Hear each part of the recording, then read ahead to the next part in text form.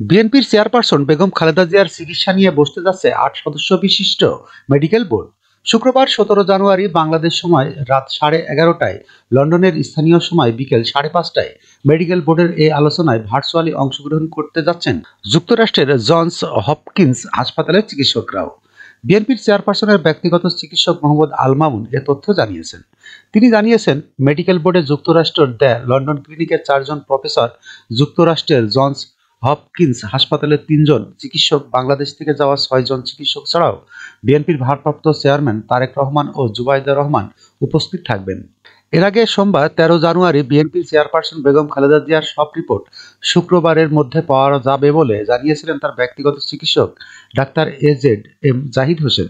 বেগম খালেদা জিয়া তার সুস্থতার জন্য দেশবাসীর কাছে দোয়া চেয়েছেন বলে জানান তিনি।